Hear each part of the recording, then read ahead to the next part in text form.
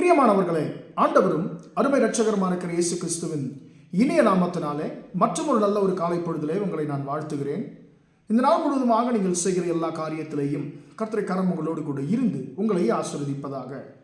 மத்தேயு சுவிசேஷம் 14ஆம் அதிகாரம் 18ஆம் வசனம் இப்படியாக சொல்லுகிறது, அவைகளை என்னிடத்தில் கொண்டு வாருங்கள் என்றார். அவைகளை என்னிடத்தில் கொண்டு வாருங்கள் என்றார்.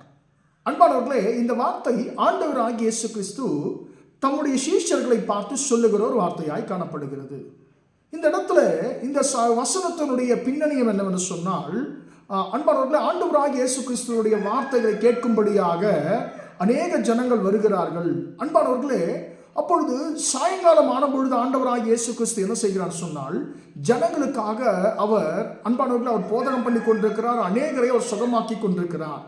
அன்பானவர்கள், சீஷர்கள் அந்த வேளையில் சாயங்காலத்தில் வந்து ஆண்டவராகிய இயேசு சொல்லுகிறார்கள், இவர்களுக்கு போஜனம் கொடுக்க வேண்டும், இவர்களை அனுப்பிவிடுங்க, அவங்க போய் சாப்பாடு அவங்களுக்கு ரெடி பண்ணட்டும், தயார் செய்து கொள்ளட்டும் என்று சொல்லி.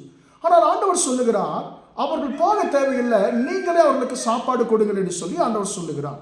அப்போ சீஷர்கள் சொல்றாங்க, ஆண்டவர் இத்தனை பேருக்கு எங்களால் எப்படி கொடுக்க முடியும்? எங்ககிட்ட 5 அப்பங்களும் 2 மீன்கள் மட்டும்தான் உண்டு, வேற ஒண்ணுமே கிடையாது என்று சொல்லி சீஷர்கள் சொல்லுகிறார்கள்.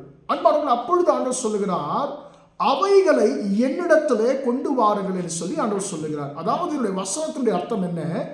உங்கள் கையில இருக்கிறது என்ன, உங்களிடத்துல என்ன இருக்கிறதோ அதை என்னிடத்துல கொண்டு வா, என் சமூகத்துல கொண்டு வந்து நீ வை என்று சொல்லி ஆண்டவர் நம்மை பார்த்து சொல்லுவது போல அந்த வார்த்தை இருக்கிறது. அன்பானவர்களே, சீஷர்கள் என்ன செய்தார்கள்? அந்த 5 அப்பத்தையும் 2 மீனையும் ஆண்டவராகிய இயேசு கிறிஸ்துவிடத்தில் கொண்டு போனார். அன்பானவர்களே, அதை ஆண்டவர் அண்ணாந்து பார்த்து, வானத்தை அண்ணாந்து பார்த்து அதை ஆசீர்வதித்து பிட்டு கொடுக்க ஆரம்பித்தார். வசனம் சொல்லுகிறது, 21ஆம் வசனம் சொல்லுகிறது, பிள்ளைகளும் ஸ்திரீகளும் தவிர சாப்பிட்டவர்கள் 5000 புருஷராயிருந்தார்கள் என்று சொல்லி வார்த்தை சொல்லுகிறது. 5000 புருஷர்களும் இவர்களை தவிர ஸ்திரீகளும் குழந்தைகளும் சாப்பிட்டு, சீஷர்களும் சாப்பிட்டு, அன்பானவர்களே, 12 கூடை நிறைய மீதியை எடுத்தார்களாம். 12 துளிக்கைகள் மீதி எடுத்தார்கள் என்று சொல்லி வசனம் சொல்லுகிறது. அன்பானவர்களே, இந்த காலை வேளையிலே அன்பானவர்களே, கர்த்தர் உங்களை என்னை பார்த்து சொல்லுகிற வார்த்தை, உன்னிடத்துல என்ன இருக்கிறது? ஆண்டவரே, எனக்கு நிறைய தேவைகள் இருக்கிறது, என் தேவை பெருசா இருக்குது, ஆனா என்கிட்ட ஒண்ணுமே கிடையாது ஆண்டவரே, என்கிட்ட இந்த சொற்பமான ஒரு பணம் மட்டும்தான் இருக்குது, ஆனால் என்னுடைய தேவைகள் பெருசா ஆண்டவரே என்று சொல்லி நாம் அநேக நேரங்களிலே ஆண்டவரிடத்துல புலம்புவதுண்டு. இந்த காலை வேளையில கர்த்தர் சொல்லுகிறார், உன்னிடத்துல என்ன இருக்கிறதோ அதை என்னிடத்துல கொடு, என்னிடத்துல கொண்டு வா என்று சொல்லி ஆண்டவர் சொல்லுகிறார். அன்பானவர்களே, ஐயோ எனக்கு இது பத்தாது, ஐயோ என்னுடைய தேவைகளை சந்திக்க முடியாது, ஐயோ என் பிரச்சனைகளை தீராது என்று சொல்லி நாமே நினைத்து கொண்டு புலம்பிக் கொண்டிருக்கிறோம். இந்த காலை வேளையில கர்த்தர் சொல்லுகிறார், உன்னிடத்துல என்ன இருக்குதோ அதை என்னிடத்துல கொண்டு வா, என்னுடைய சமூகத்துல கொண்டு வா, அதை நான் 100 மடங்கு 1000 மடங்கு உனக்கு நான் ஆசீர்வதித்து கொடுத்து உன் தேவைகள் சந்திப்பது போக உனக்கு நான் மீதி எடுக்க நான் செய்வேன்.